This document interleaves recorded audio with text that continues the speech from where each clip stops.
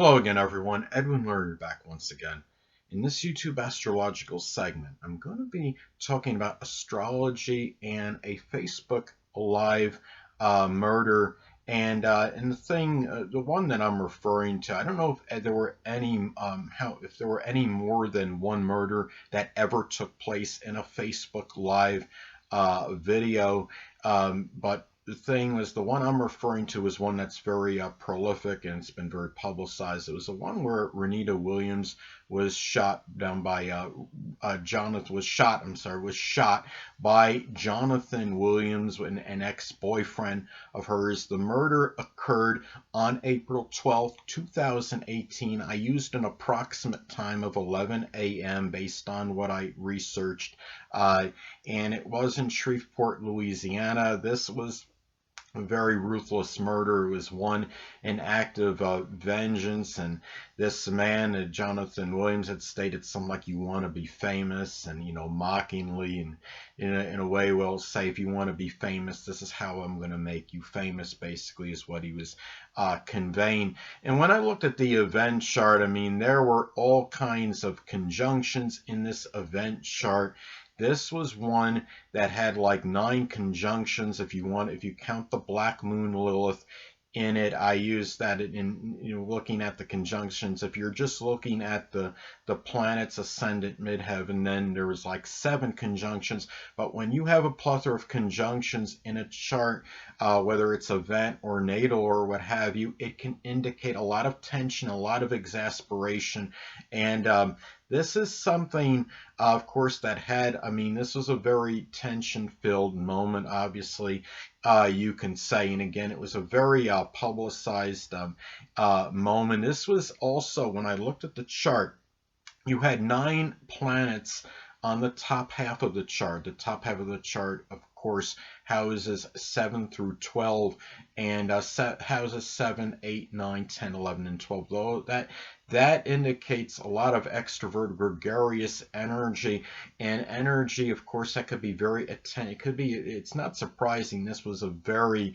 high-profile event that did take place at this time. And not only you had 9 of the 10 planets on the top half of the chart. Looking at this as well, there was no major astrological energy in air in air signs. There were none of the planets were in air. The midheaven and the ascendant were not in air, based on the 11 a.m. time, which put it at a 2-degree Cancer ascendant.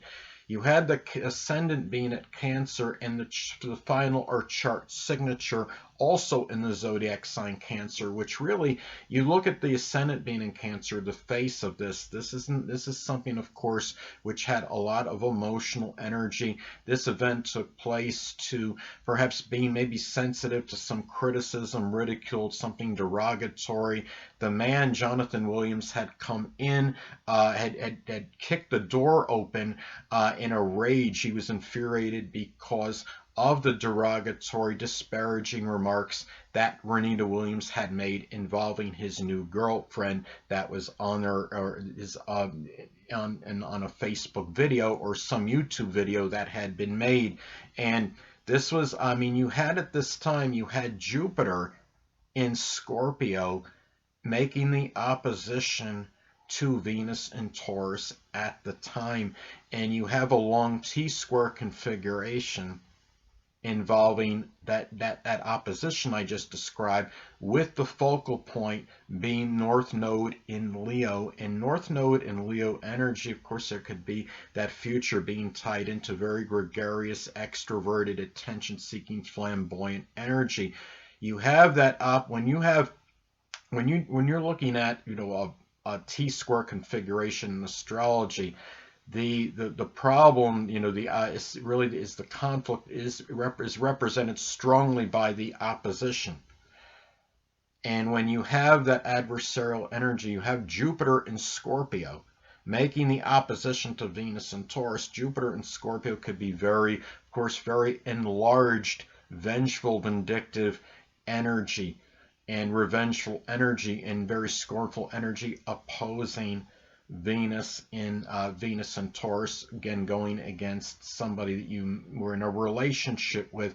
The Venus can be connected with relationships. When you have Jupiter in opposition to Venus, just by itself could indicate very distorted, self-righteous, reckless energy, over optimism, over enthusiasm, or really just a lot of energy where you thought, could be overindulgence in sensual matters. And the fact is that when you have, that energy is that opposition is adversarial. When you're talking about, in this case, the North Node in Leo being the focal point of that opposition, that could indicate the point of overemphasis, over accentuation. And the fact is, what this opposition basically led to was really getting that need, having that need for the attention, for that notoriety at this time. That's basically when you have that energy. When you have that, you have this jealous, the emphasis, again, the Jupiter in Scorpio opposing Venus in Taurus, that over enlargement of that Scorpio energy, of that vengeance against somebody, against a lover. This is where you have, and then really how this manifested, I think, in this event, was getting that future, sadly, that destiny tied in for that notoriety and recognition, because of that. Well, I'm vengeful about this. So you know what? We're gonna get some notoriety. I'm going to exercise my vengeance against this person by giving her the notoriety that this person wanted. That is because the focal point of that opposition is how one will try to reconcile that energy, solve that issue connected, but overemphasizing it, set up by the conflict connected with the opposition. That's how that resolution may take place, and I think that's how it manifested in this event, sadly. Now, in this as well, another thing that stood out to me, sadly, you had at this time, you had all that energy, that Capricorn despondent energy. You had 3 planets in Capricorn at the time of this event, and it was in that 7th house of open adversaries and relationships. And you had the Black Moon Lilith in this mix as well. And you have the Black Moon Lilith by Pluto, of course. And Black Moon Lilith in astrology can be about tribulation and suffering and very nefarious energy. This murder was done, really there was going to be more suffering, sadly, connected with this than the average murder. I think a lot of this connected with this energy, sadly. And the thing about this is, you also have, if you just look at the breakdown with the stellium, even if you're just looking at the planets in that Capricorn stellium, starting I believe with Saturn, then going to Mars, then Pluto. When you look at a stellium in astrology, it's a very systematic breakdown. The energy begins with the first planet, the earlier planet in the stellium, then the one that's second in order, and then the third. Then when you look at, in this case, the third one, Saturn starts out with an older, it could be represented by an older person. Jonathan Williams was an older person. It's in the 7th house of open adversaries and partnerships. Then after Saturn, you hit Mars. This older person doing something that's very volatile, that's connected with very acrimonious energy, in this case, gunfire. Then Pluto, the final planet in that stellium, leading to murder. And given that this was in Capricorn energy, done with a lot of very callously done with a lot of undemonstrative energy, and something that was likely very premeditated, in this case done in a very methodical, orthodox manner, basically getting down to business, so to speak. Nothing overly fancy or flamboyant about it, except that it was on social media, of course. Now, at this time, also what I noticed is that you had the Neptune Pluto conjunction in Pisces, and you have that. I mean, the public. You talk about, first of all, when you look at the Moon and Neptune, of course, being at this time. I mean, that could be, and you have it in Pisces, a lot of emotional chaos at this time, and where the emotions were very, were very tumultuous, to say the least, and really, and then you have that Neptunian influence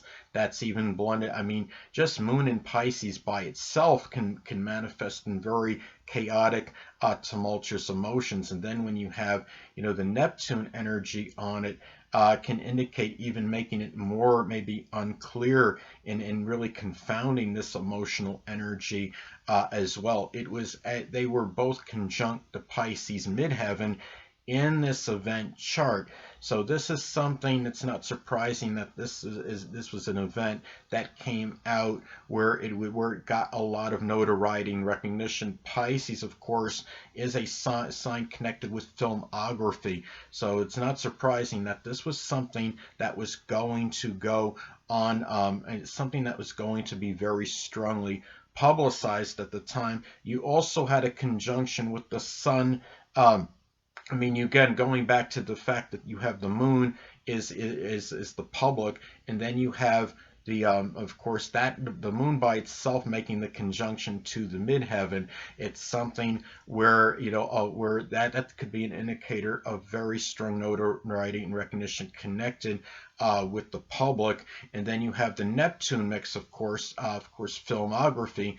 On top of this, you have the Sun and Uranus were conjunct each other at the time in the sign acrimonious Aries at this time as well. So it's not a surprise there was going to be some focus, or something connected with the internet, the computers, social media, that was going to be in the spotlight, that would really stand out at this point in time. You also had another conjunction I thought was interesting. You had the transit Chiron was at 29 degrees Pisces at this time. It was conjunct the fixed star sheet at this time. When you look at that, the fact that Chiron was in that energy, Chiron is connected with could be connected with suffering and wounds, whether it could be emotional or physical. This being conjunct in Pisces. I mean, Pisces, the fact, just Chiron in Pisces by itself, regardless of degrees, can be an indicator, could suggest suffering due to betrayal. And this was connected with, I would say, with some kind of betrayal, this particular event.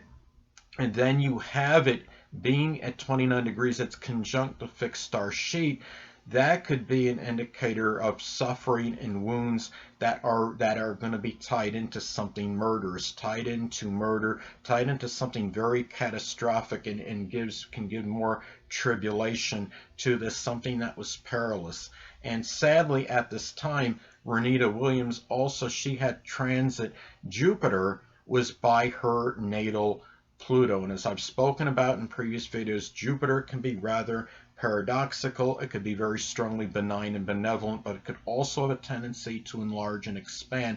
And it could, in this case, it enlarged a situation, a propensity for death, for murder. It may not have been conjunct if you're looking at it by not conjunct by transit, but still it was around 5 degrees, I believe, transit Jupiter from her natal Pluto, and being in sinister Scorpio at this time as well, and something that's more, could have, I mean, Scorpio, of course, could be very, more, as far as the zodiac signs go, can be very nefarious, very sinister energy, and more diabolical in its, in its expression, I'd say, than the other signs on average. Remember, Scorpio is ruled by Pluto anyway, and it's associated with crime. Hold on a moment, people.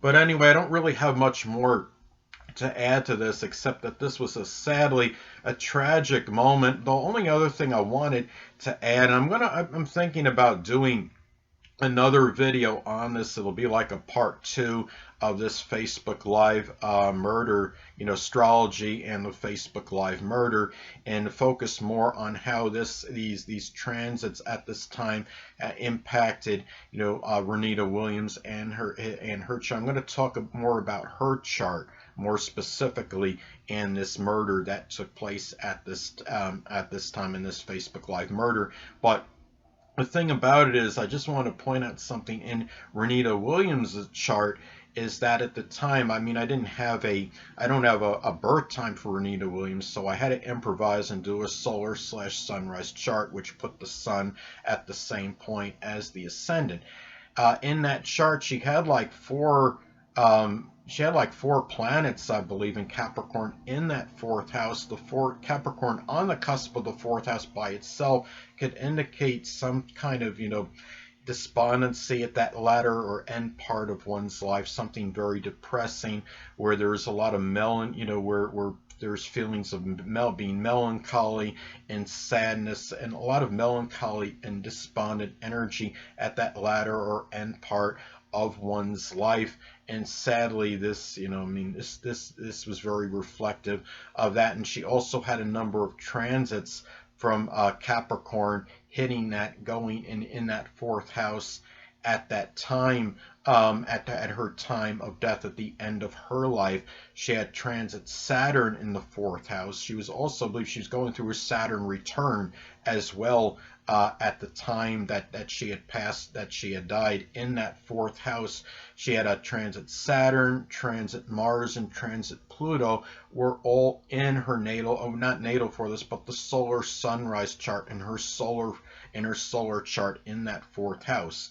And she also had the transit Black Moon Lilith in Capricorn in that fourth house as well. The thing I couldn't find was Jonathan Robinson's birth data. That would be something I would like to look at and see if he had any. Looking at the synastry with him, astrological synastry with him and her, I'm sure there was a lot of adverse Mars and Pluto synastry that was going on between both of their charts. If he was born in 1981, that would make him 39 this year. I believe he's 38 right now. So there's a good chance his birthday hadn't passed yet. He would be 39 later this year. If he was born in 1981, there's a good chance he was going through his nodal, he might have been going through his nodal return at that time, which would have been in Leo. And of course, Leo energy is very fresh, very dramatic. There could be notoriety connected with it, and something that's very attention seeking at the time. So it wouldn't surprise me if he was going through his nodal return at this time. So anyway, people, and the last thing I want to say, if anybody sees this that happens to know Ronita Williams or any of her family members, please tell them about this video. I wanted to just tell them, I wanted to reach out and give very belated condolences and prayers for her and her family at this time. So anyway, people, that'll conclude this YouTube astrological segment. Until next time, people, Edwin Leonard saying stay well.